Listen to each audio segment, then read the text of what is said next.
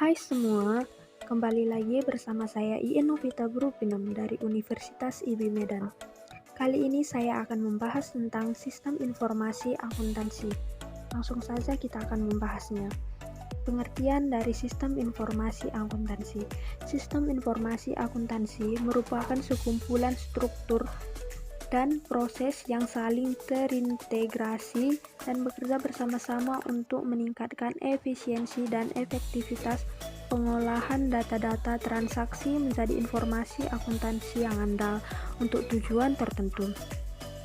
Alasan perusahaan perlu melakukan pengembangan sistem salah satunya adalah meraih kesempatan karena semakin dekatnya konvergensi IFRS pada bidang akuntansi. Perusahaan harus siap dengan kebutuhan informasi terkait dengan adopsi standar akuntansi keuntungan yang baru. Dengan adanya pengembangan sistem ini, diharapkan kinerja perusahaan lebih meningkat, kualitas informasi, efisiensi dan pelayanan oleh sebuah sistem menjadi lebih memadai. Perencanaan sistem dan analisis kelayakan. Perencanaan sistem meliputi proses identifikasi subsistem-subsistem yang ada pada sistem informasi yang pengembangannya membutuhkan bantuan khusus. Tujuan perencanaan sistem ialah untuk mengidentifikasi berbagai bidang permasalahan yang perlu segera dipecahkan maupun yang nantinya akan diselesaikan. Analisis sistem dimulai setelah perencanaan sistem telah mengidentifikasi subsistem yang telah dikembangkan. Tujuan utama analisis sistem adalah untuk memahami sistem dan permasalahan yang ada, memberikan gambaran, informasi yang dibutuhkan, dan untuk menetapkan prioritas untuk kerja sistem berikutnya. Tujuannya yaitu 1. Sumber daya yang dimiliki akan ditujukan untuk subsistem yang paling membutuhkan sumber daya tersebut. Kedua, proses duplikasi dan upaya yang sia-sia akan diminimalkan. 3. Pengembangan strategi dalam organisasi akan konsisten dengan keseluruhan perencanaan strategis organisasi. Perencanaan sistem dan analisis kelayakan meliputi beberapa tahap yaitu 1. Mendiskusikan dan merencanakan bersama-sama dengan manajemen puncak. Kedua, menetapkan sebuah dewan penasihat bagi perencanaan sistem. Ketiga, menetapkan keseluruhan tujuan dan kendala yang akan dihadapi. Keempat, mengembangkan sebuah rencana sistem informasi strategis. Kelima, mengidentifikasi dan menetapkan prioritas bagi wilayah-wilayah tertentu dalam organisasi untuk menjadi fokus pengembangan sistem. Keenam, membuat sebuah proposal sistem yang akan berperan sebagai landasan analisis dan desain awal bagi subsistem tertentu yang akan dikembangkan. Ketujuh, membentuk sebuah tim yang terdiri dari berbagai individu yang akan bekerja dalam proses analisis dan desain awal. Siklus pengembangan sistem. Siklus hidup pengembangan sistem informasi saat ini terbagi atas 6 tahap yaitu 1. Perencanaan sistem, 2. Analisis sistem, 3. Perencanaan sistem secara umum atau konseptual, 4. Evaluasi dan seleksi sistem, 5. Perencanaan sistem, dan keenam implementasi sistem dan pemeliharaan sistem. Baik, langsung saja kita akan membahas satu persatu dari keenam tahapan tersebut. Yang pertama, 1. Tahapan perencanaan. Perencanaan umum dapat diterjemahkan rumusan misi dan tujuan organisasi. Kedua, analisis sistem. Analisis sistem adalah penguraian dari suatu sistem informasi yang utuh ke dalam bagian-bagian komponennya dengan maksud untuk mengidentifikasi dan mengevaluasi permasalahan, kesempatan, hambatan yang akan terjadi. Ketiga, perencanaan sistem secara umum atau konseptual. Tahapan yang dilakukan setelah menganalisis dapat menggunakan metode pengembangan sistem dengan fasilitas tool teknologi yang dibutuhkan untuk mendapatkan gambaran umum tentang rancangan umum tersebut. Keempat, seleksi.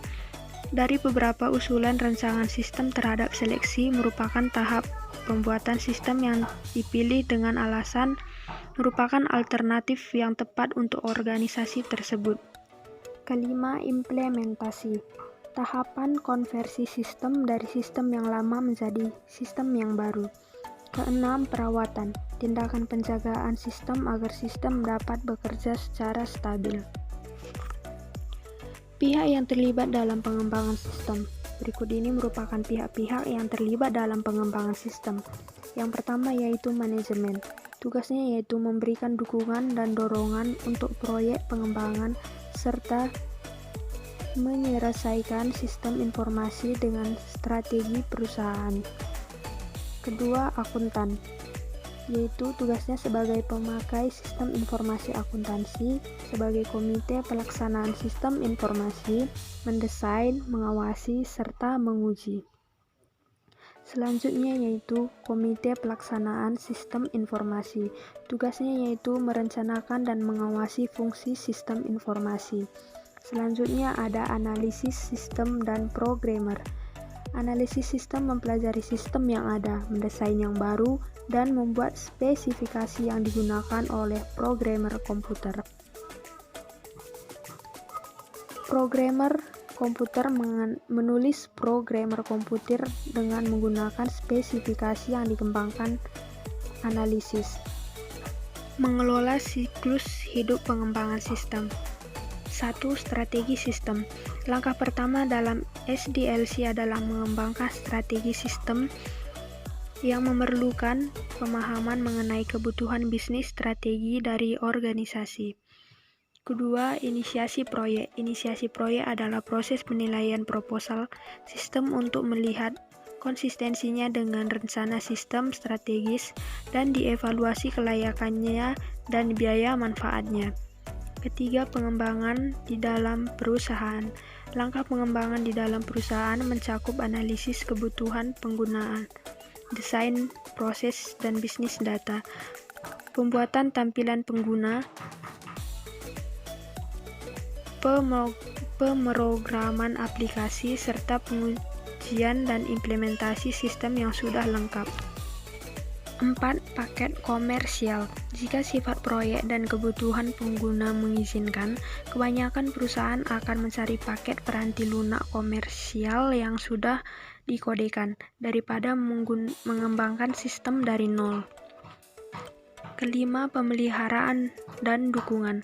Pemeliharaan mencakup perolehan dan implementasi versi peranti lunak terbaru dari paket komersial serta modifikasi terhadap sistem yang ada agar dapat mengakomodasi perubahan dalam kebutuhan pengguna.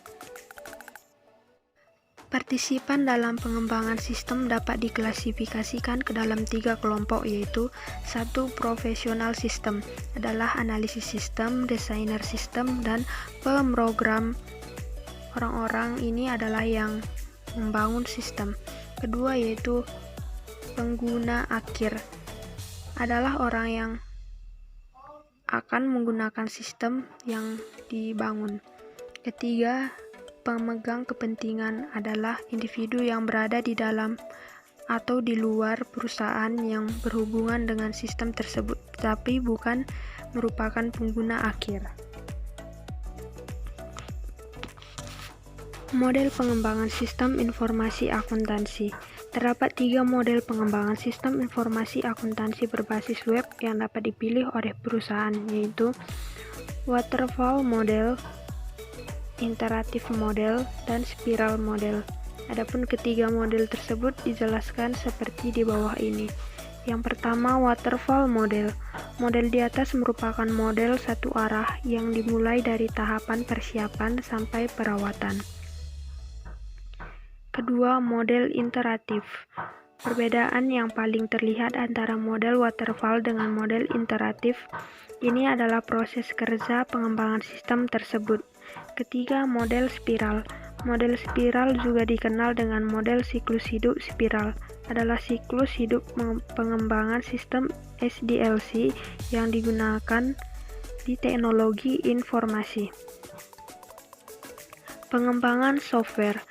Pengembangan perangkat lunak bisa mencakup penelitian, pengembangan baru, perwarupa, modifikasi, pemakaian kembali, rekayasa ulang, pengelolaan, atau aktivitas lainnya yang menghasilkan produk perangkat lunak. Metode pengembangan software. 3 metode dalam pengembangan software yang secara luas digunakan yaitu System Development Life Cycle atau SDLC, Rapid Application Development atau RAD, dan Prototyping. Ini adalah penjelasan dari ketiga sistem tersebut.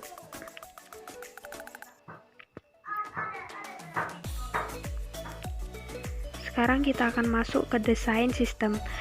Desain sistem adalah tahapan setelah analisis sistem dari siklus pengembangan sistem yang mengidentifikasi dari kebutuhan-kebutuhan fungsional, persiapan untuk rancangan bangunan implementasi, menggambarkan bagaimana suatu sistem dibentuk yang dapat berupa penggambaran, perencanaan dan pembuatan sketsa atau pengaturan dari beberapa elemen yang terpisah ke dalam suatu kesatuan yang utuh dan berfungsi, termasuk penyangkut mengkonfigurasi dan komponen-komponen perangkat lunak dan perangkat keras dari suatu sistem. Tujuan desain sistem yaitu untuk memenuhi kebutuhan pemakaian sistem. Tujuan ini adalah tujuan dari desain sistem secara umum, untuk memberikan gambaran yang jelas dan rencana bangunan yang lengkap kepada programmer komputer dan ahli-ahli teknik lainnya yang terlibat.